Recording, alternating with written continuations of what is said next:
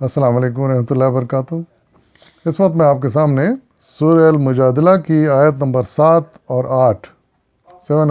کا ترجمہ لے کر حاضر ہوں، سماعت فرمائیے۔ اعوذ باللہ من الشیطان الرجیم، بسم اللہ الرحمن الرحیم۔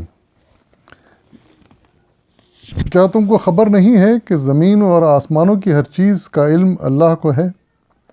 کبھی ایسا نہیں ہوتا کہ 3 آدمیوں میں کوئی سرگوشی ہو اور ان کے درمیان چوتھا اللہ نہ ہو، یا 5 آدمیوں میں کوئی سرگوشی ہو اور ان کے اندر چھٹا اللہ نہ ہو۔ خفیہ بات کرنے والے خواہ اس سے کم ہوں یا زیادہ، جہاں کہیں بھی ہوں، اللہ ان کے ساتھ ہوتا ہے۔ پھر قیامت کے روز وہ ان کو بتا دے گا کہ انہوں نے کیا کچھ کیا ہے۔ اللہ ہر چیز کا علم رکھتا ہے۔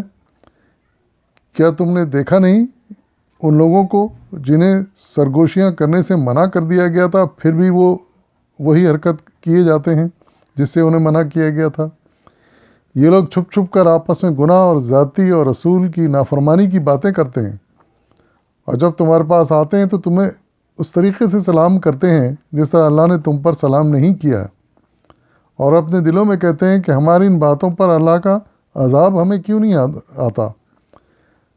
ان کے لیے جہنم ہی کافی ہے، اسی کا وہ ایندھن بنیں گے، بڑا ہی برا انجام ہے ان کا۔ ان آیت میں بھی اللہ تعالیٰ نے بڑی اہم باتیں ارشاد فرمائی ہیں، خاص طور سے ان سازشی لوگوں کے لیے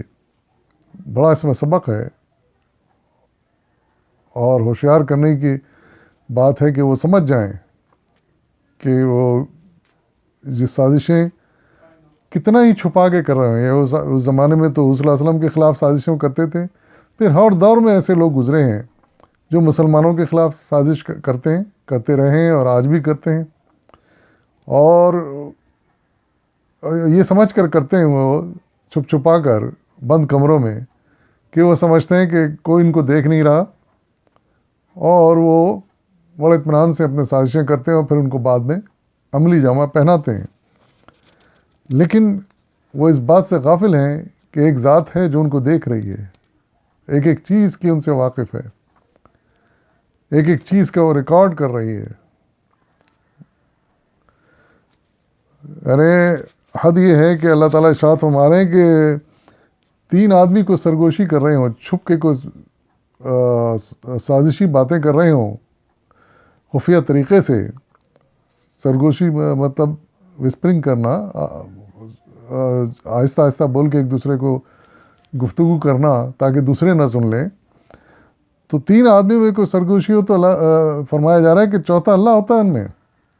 یہ نہ سمجھیں کہ وہ 3 ہے، چوتھا ایک اللہ بھی ہوتا ہے وہاں پر،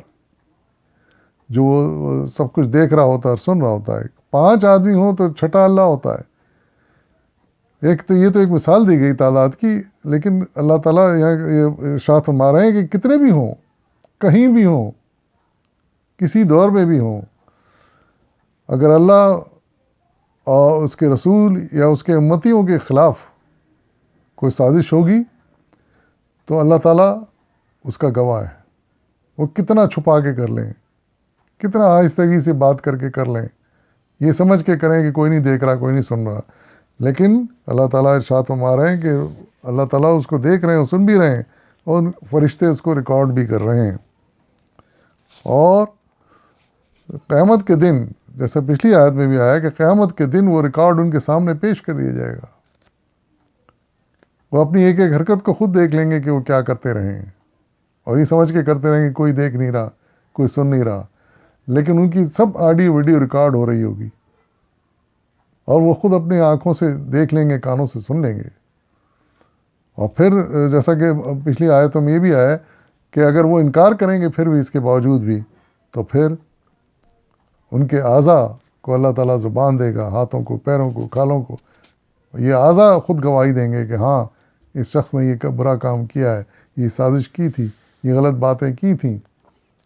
اور پھر اس کے حساب سے اس کو سزا ملے گی۔ جب اعضاء انسان کے خود گواہی دینے لگیں اپنے خلاف تو اندازہ لگائیے کہ پھر کیا اور اس سے بڑھ کے دلیل چاہیے۔ تو ارشاد فرمایا ہے کہ ان کو منع کر دیا گیا تھا، یعنی اللہ تعالیٰ کے رسول صلی اللہ علیہ وسلم نے ان کو منع کیا تھا کہ یہ سازشیں نہ کرو اور میرے ساتھ تعاون کرو، لیکن پھر بھی وہ سازشوں سے باز نہیں آئے اور خفیہ طریقے سے آپس میں جب ملتے تھے تو سازشیں کرتے تھے، پلان تیار کرتے تھے حضور صلی اللہ علیہ وسلم کے خلاف مخالفت کرنے کے لیے، یہاں تک کہ آپ کو نعوذ باللہ قتل کرنے کے لیے بھی انہوں نے پلان بنائے جو اللہ تعالیٰ نے ناکام کر دیے۔ اور پھر اس قدر وہ مکار تھے، بغض ان کے دل میں بھرا ہوا تھا۔ ارشاد فرمایا جا رہا ہے کہ سامنے جب آتے تھے تو بڑے اچھے ہو کے آتے تھے، کہ بڑے ہی وہ مطلب پر اخلاق اور بڑے اچھے، کوئی ان کے دل میں بغض نہیں ہے، بالکل صاف دل ہیں، اس طرح سامنے ظاہر یہ کرتے تھے۔ لیکن ایک حرکت پھر بھی یہاں ارشاد فرمائی گئی ہے جس سے اندازہ ہوتا ہے کہ ان کے دل میں کتنا بغض تھا، یعنی سلام کا جو طریقہ اللہ تعالیٰ نے بتایا ہے، اور جس طرح مسلمان اور صلی اللہ علیہ وسلم آپس میں سلام کیا کرتے تھے، جو وہ باقاعدہ یہ لفظ سکھایا گیا تھا کہ السلام علیکم، یعنی آپ پر سلامتی ہو، تو اس السلام کو توڑ کر وہ السلام علیکم نعوذ باللہ بتائیے کہتے تھے کہ یعنی تم پر موت طاری ہو۔ تو یعنی اس سے ان کے بغض کا اندازہ ہوتا ہے کس طرح دلوں میں بیر رکھتے تھے اس رسم سے۔ اس بارے میں کچھ تفصیل مولانا نے اپنے تفہیم میں ارشاد فرمائی ہے۔ حاشیہ نمبر 22 میں آپ لکھتے ہیں، یہ یہود اور منافقین کا مشترک رویہ تھا۔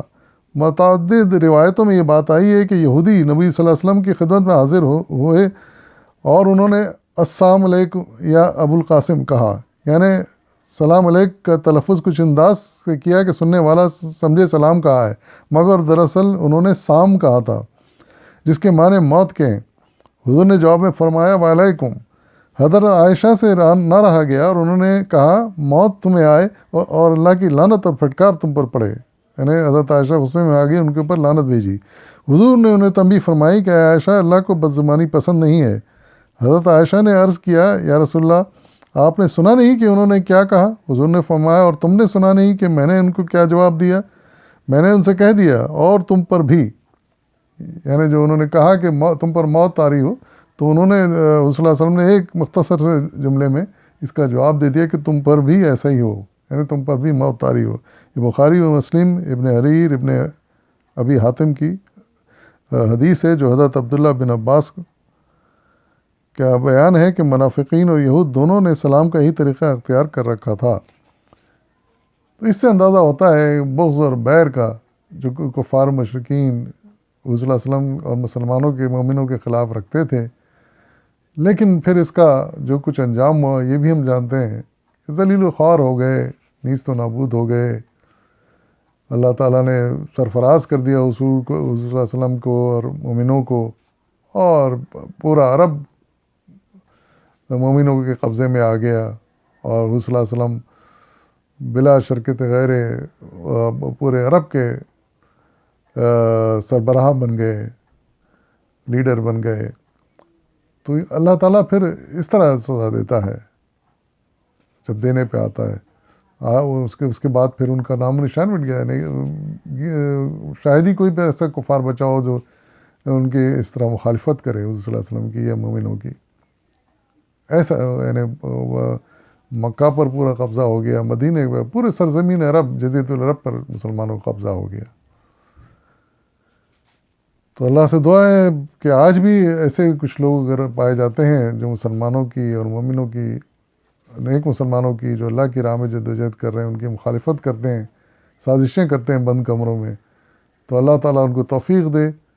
یا پھر ان کو پھر ذلیل و خوار کرے تاکہ پھر ان کا آئندہ کوئی نام لیوا نہ ہو۔ وآخر دعوانا الحمد للہ رب العالمین۔